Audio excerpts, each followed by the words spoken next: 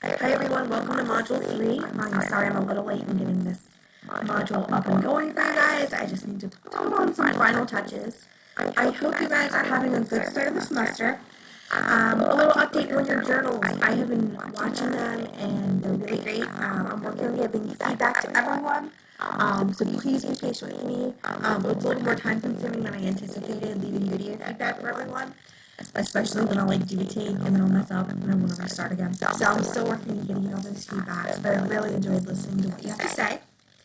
This module 3, we're going to start talking about types of presentations, which is really exciting. When you think of this class, the first thing that usually comes to mind is public speaking, because that is one of the main goals of this course, is to help make you comfortable with talking in front of people, but also really know how to get the research to convey your point in the best way. So this week in particular, we're going to start talking about how to back up our claims that we're going to give in our presentations. So this is a little bit of a lighter week compared to last week. I know last week we had a lot of little assignments that kind of add up. But if we go in order, the first thing you're going to do is take a look at the career communication of the week. This week I got to talk to Will Weldon, who some of you might know. He is an advisor for the Exploratory Studies program here at SU, but he also owns his own business. So I interviewed him from the point of a small business owner. Our reading this week is chapters 11 and 12. Then I have a short screencast about the types of presentations. So I really want you to really know what the difference are between the main presentations. And we're going to start working on our first one, which is our informative presentation. Then I have a cool little, it's a quiz, but it's really just kind of, it's an ungraded quiz. But usually in class I'll show these videos and then I'll get a discussion kind of started about what type of presentation it is. So this module is going to be really important that you go in order, because if you just go watch the videos first, you're not going to know the answers.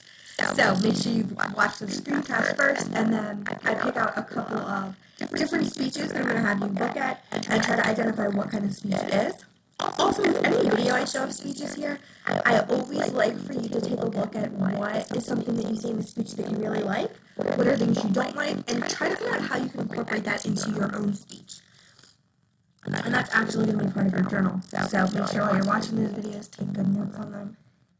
And then the last thing I have for you to do, aside from your video journal, is what we call the proven worksheet. So as I mentioned in the last module, we're not just throwing the informative speech on you and say, here, go. We have little assignments that are working our way up. So last week we did one to kind of help brainstorm topic ideas. This week, it's going to be to take that topic and really figure out how do you prove the claims that you're claiming about it. So how can you find research to back it up? So this is really important because as you do that, it's going to help you lead into the next step of really ironing out what your speech is going to look like. So that is about all we have for Module 3. I'm going to go in and I'm going to talk about what I've been doing, going, and reading and writing this week. Again, this is just kind of extra if you want to get to know me. If not, you can pause right here and jump right into the module. Haven't really been going many places because it is still quarantine, still working from home. So nothing exciting there. As far as reading goes, I finished the book I was reading last week, the Self-Deception and Leadership book.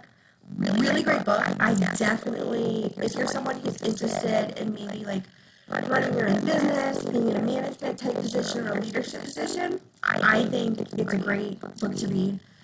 It was a real easy read too, so that was a good one.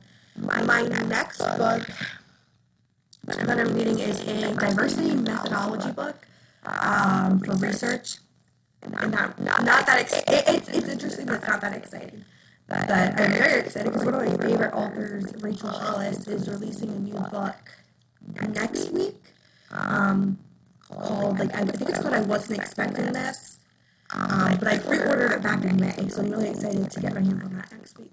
As far as writing goes, I've been writing lots of case studies for part of my diversity and methodology class in grad school, so that's really been what I've been focused on writing.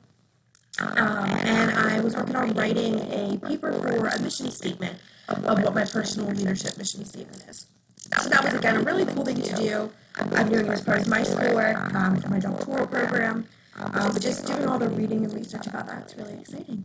So I hope you guys had a great last week and that things are going well now, and I look